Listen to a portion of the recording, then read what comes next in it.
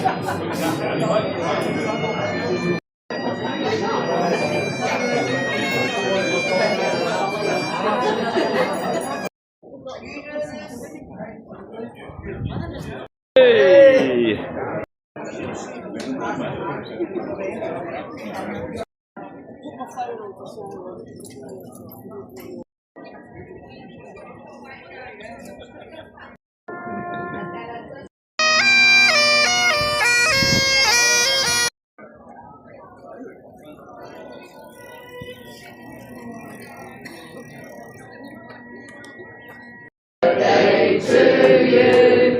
Happy birthday to you.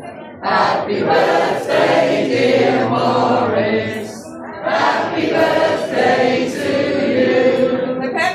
Hooray! Hip hip. Hooray! Hip hip. Hooray! We're all back in the morning doing some drinks for his birthday.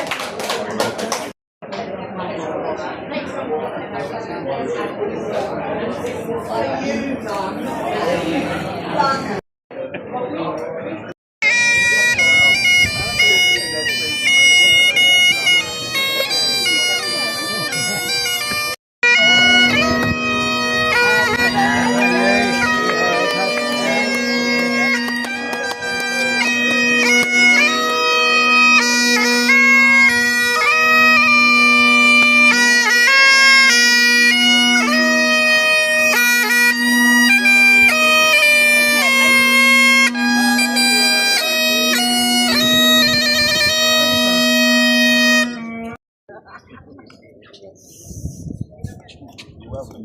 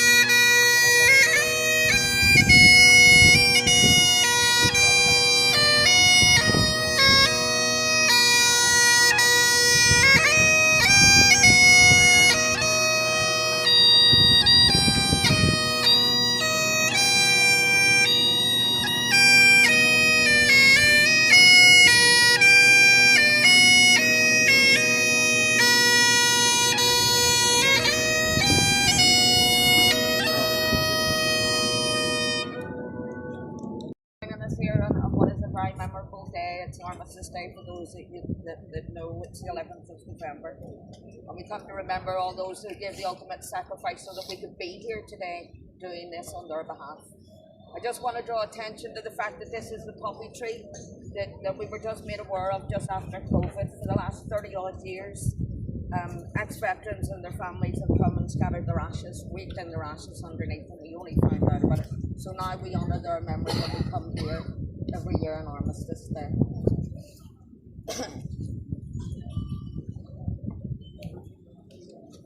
The hostilities of the First World War ceased on November the 11th, 1918 at 11 a.m., the 11th hour of the 11th day of the 11th month. The following year marked the first observance of a day to remember and honour those who died, as well as to give thanks for the sacrifices of those who came back from serving their country. And so we stand here today to remember lives sacrificed in the service of our country and those traumatised and injured in conflict. May we have such a devotion to justice and freedom that the heroism of all who fought and indeed still fight may continue to be remembered in a nation of service and a world of peace. This next poem I'm going to read out, it was written on the battlefields by a soldier. I've got to go now, I must die, but do I leave, you must not cry. I go to a place I know not where, but I shall be in God's own care. One thing I ask before I leave, you who love me, do not grieve. Tell the people who know not why we fought this war and why I died. We fought to make the people free, to preserve the rights of humanity. Tell the people, old and young, to keep the peace when it is won. I must go, but you who stay, rule the world the decent way. This must never come again, or we who die will die in vain. So hold up your heads, do not cry. It is for a great thing that I die.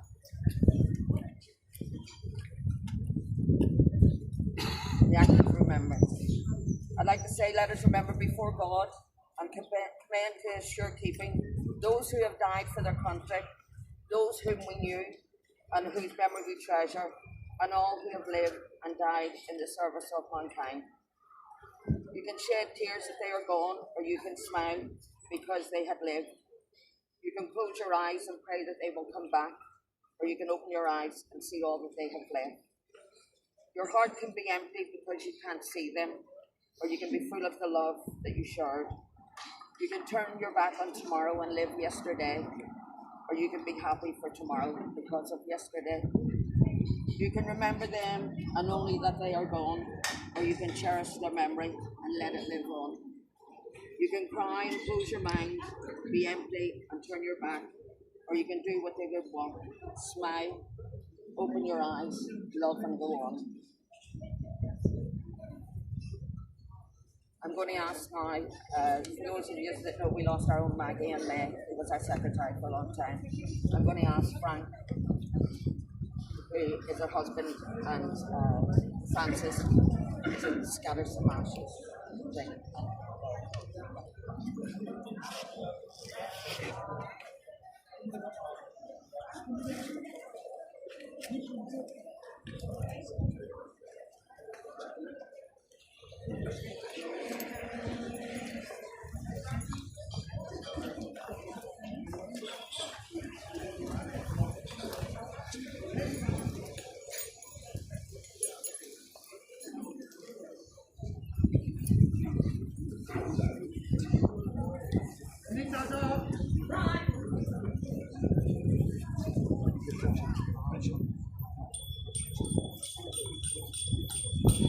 Venga, ¿qué te pasa, tío?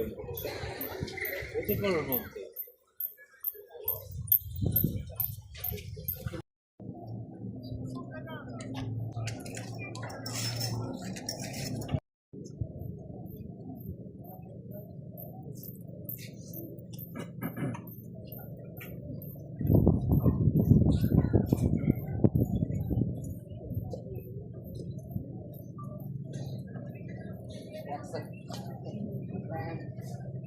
And as again, I've rushed through it because my Northern Irish accent.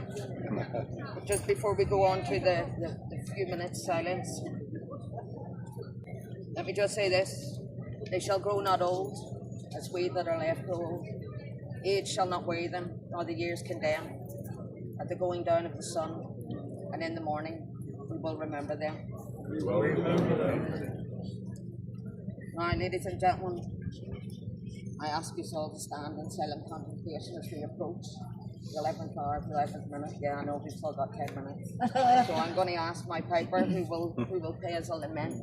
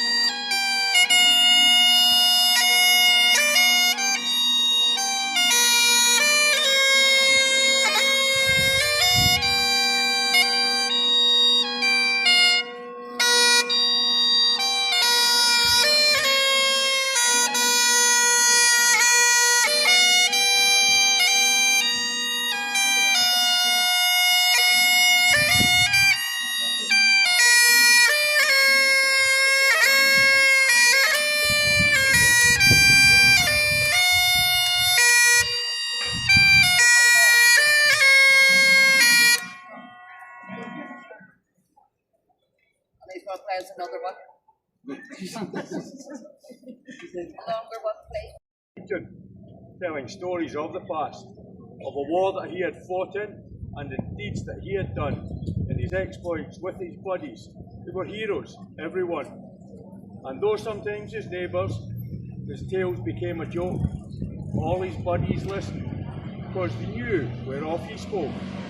But we will hear his tales no longer, for old Bob has passed away. And the world's a little poorer, for a soldier died today. He won't be mourned by many, just his children and his wife, for he lived an ordinary, very quiet sort of life. He held a job, raised a family, quietly going on his way, and the world won't note his passing, for a soldier died today. When politicians leave this earth, their bodies lie in state, while thousands note their passing and proclaim that they were great. Papers tell of their life stories from the time when they were young, but the passing of a soldier goes unnoticed and unsung. Sorry.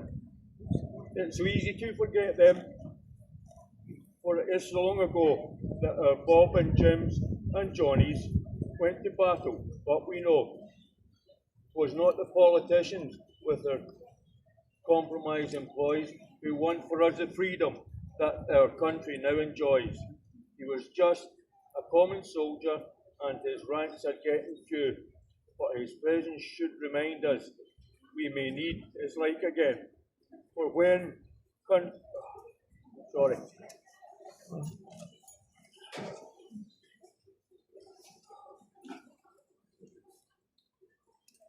countries are in conflict, then we find the soldier's part is to clean up all the troubles that the politicians start.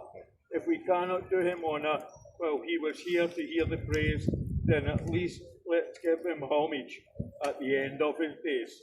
Perhaps just a simple headline in the paper that might say, "Our country is in mourning, for a soldier died today."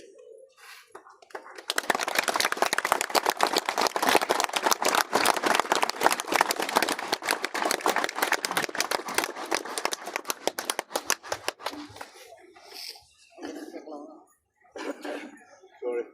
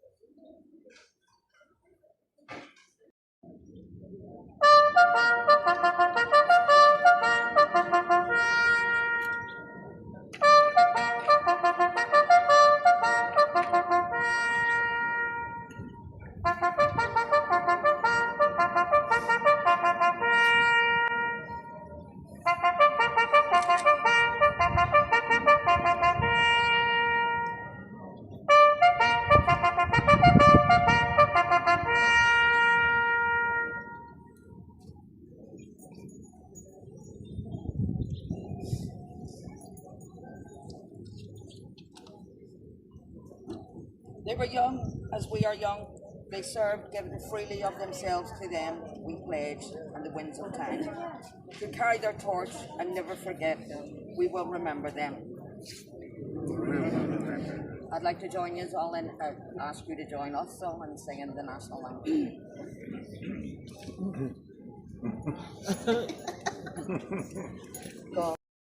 Gracious Queen, long live our noble King. God save our King. Send him victorious, happy and glorious, long to reign over us. God save our King. Thank you all so much. And for those of you that don't know, we're retiring to the Three Amigos Armed Forces Club at 2 o'clock this afternoon to celebrate this young man's birthday. This 90th day. Thank you all.